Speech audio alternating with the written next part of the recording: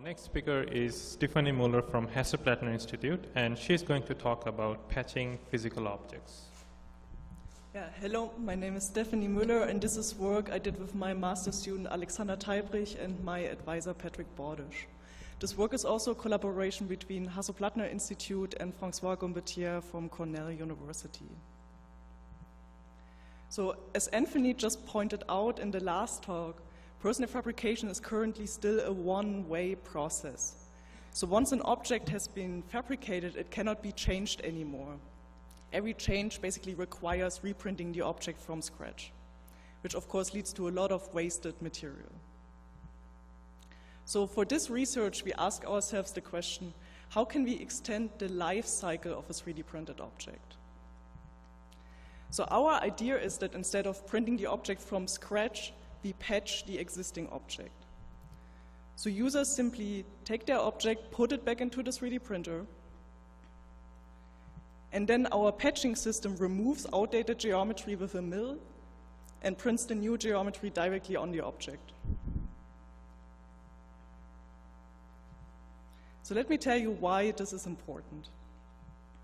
So 3D printing is really on the verge of becoming a mass market. While in 2008, less than 400 consumer 3D printers were sold, the numbers already went up to more than 35,000 in 2012, and market researchers even predict up to 1 million sold printers by 2017. So let me give you some evidence why I actually believe these numbers are correct. And for this, I will zoom out a bit and go back in history. So 3D printing is actually not a new technology, right? It's already 30 years old.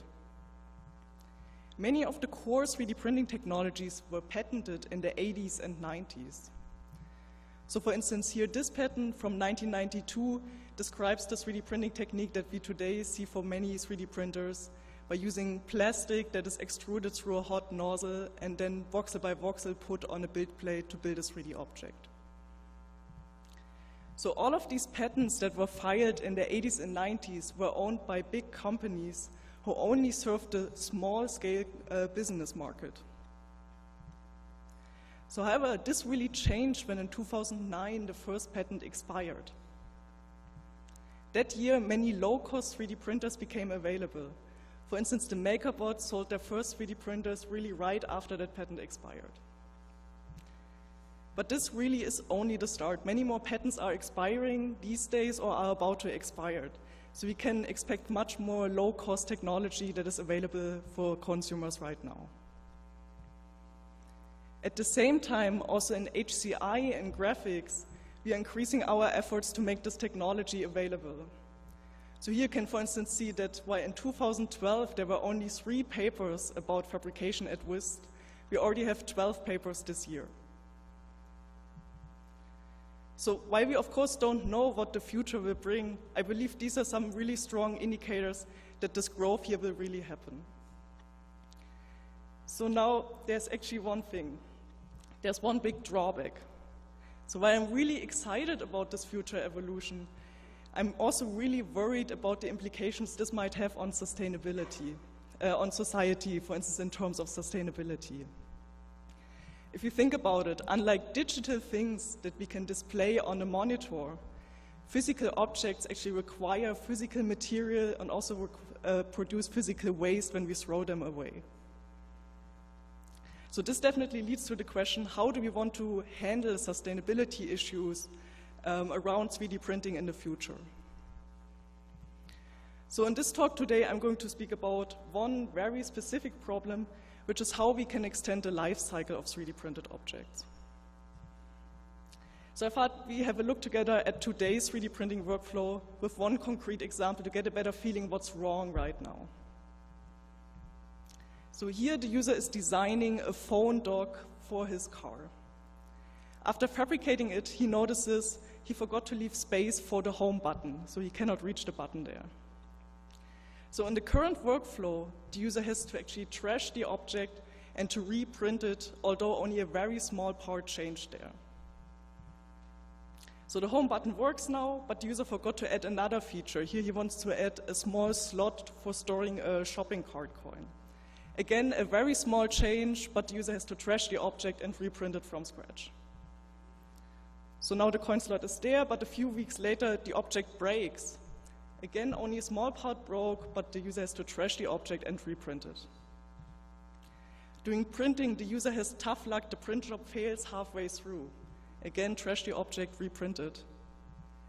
And a year later, the user gets a new phone, which is just a tiny bit larger than his old one, but it doesn't fit the mount anymore. So he has to trash it and reprint it. And I mean, if we just look at this workflow, I think we all agree that we can do much better than this. So our idea, as I already said, is not to print the object from scratch every time, but to actually patch the existing object. So we only remove and reprint the unsatisfactory parts to save a lot of material and to prevent a lot of waste. So I'm just going to quickly walk you through our custom hardware that we added to a MakerBot to make this work. So to the normal printhead, we also added a mill with a suction. And we also added this rotating platform, so we can also add and remove geometry from the side of the object. And we also added a depth camera for alignment. So let's just look at the same workflow again, but this time with the patching system. So user forgot to leave space for the home button, but this time the user puts the object back in. Our system then 3D scans the object to figure out where it's exactly located.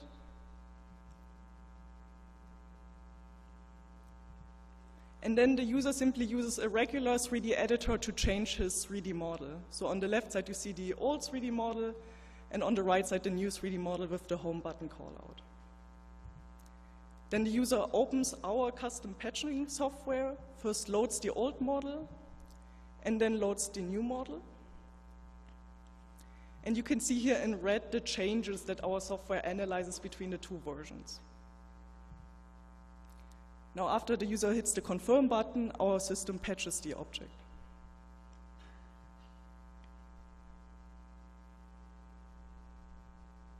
So in this case, we saved 96% material, and we prevented 96% of waste by not throwing away this object.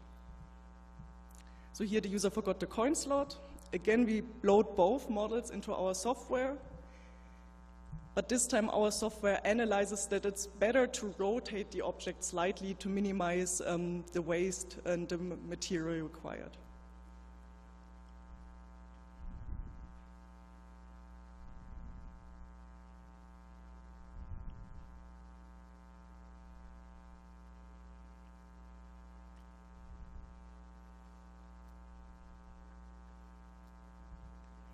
So here the phone one broke. Again, the user just loads the 3D model into our software, but this time he marks the part that broke off. When he then confirms the selection, our system repairs that part.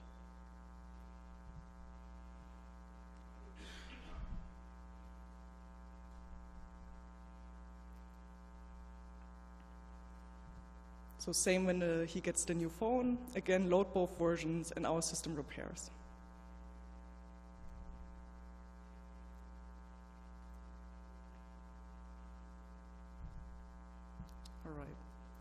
So let's look at the algorithm behind the patching system.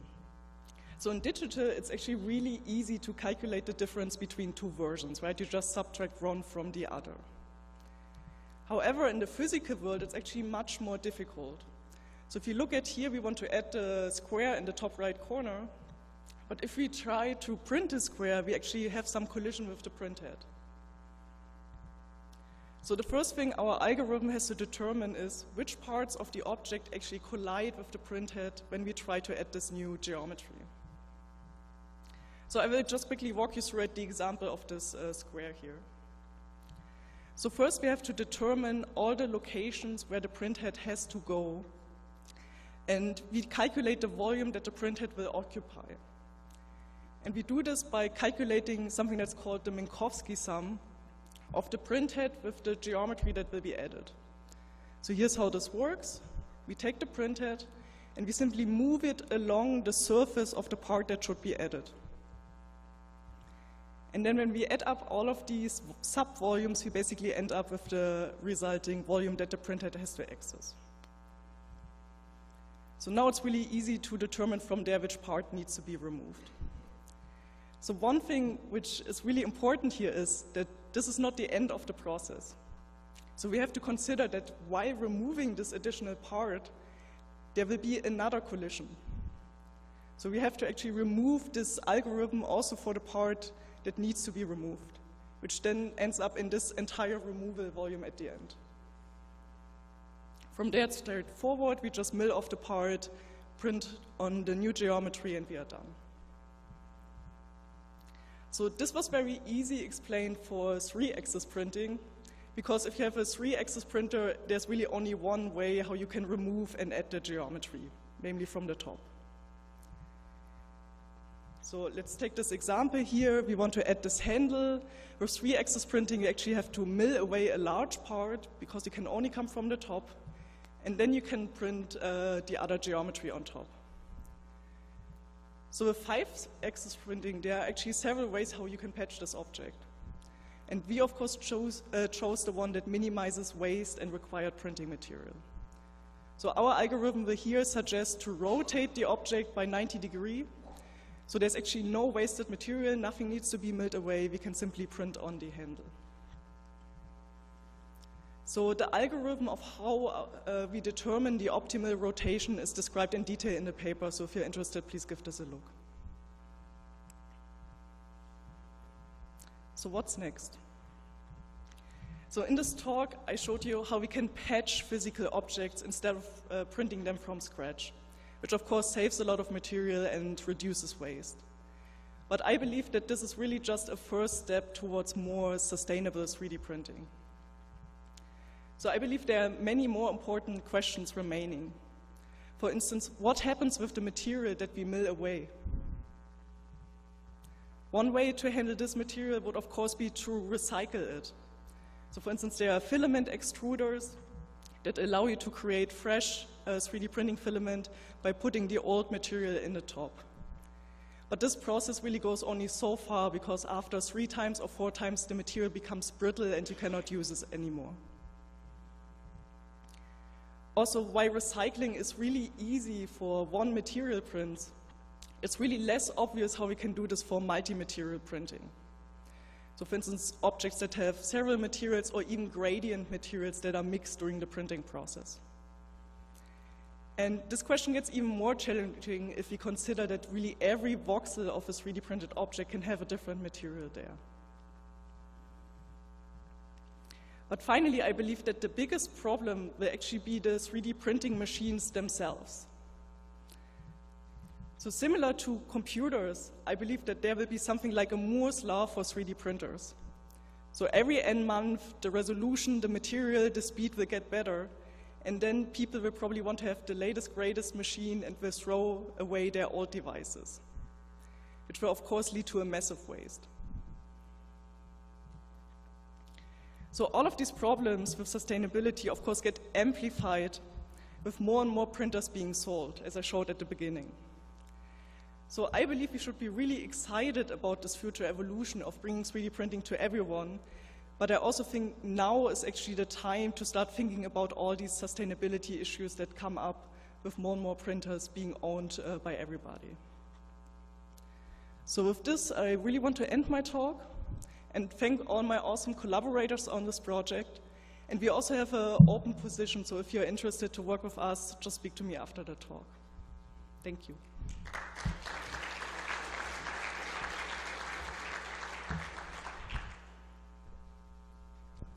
Great talk. Any questions from the audience? I have a question for you.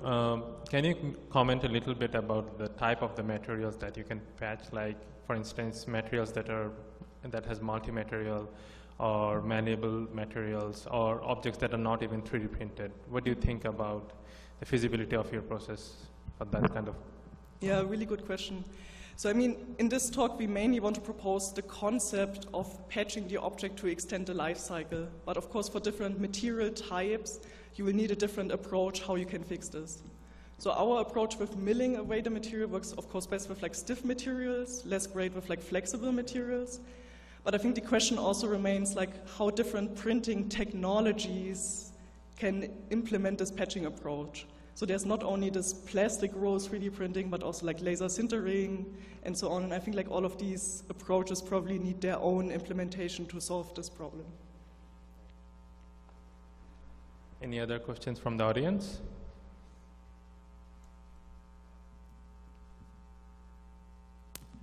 Daniel Ashbrook from the Rochester Institute of Technology. I'm curious how well your newly patched parts adhere to the old part once you've milled away the material. Sorry, can you repeat it? I'm curious how well the new parts stick. Ah, okay. Yeah, I mean, of course, there are limitations to the system right now. Also, when you 3D scan, the 3D scanning technology is currently not exactly at this quality level where you get like really sub-millimeter accuracy as for 3D printing. But I think, like on a theory level, I think there should be no problem with like patching the object, because if you 3D print something, the printer is also only putting one layer, then the next layer, the next layer. And this is basically what we also do with patching, right? We just glue the next layer on the previous layer. So I don't see why there should be like a difference in that.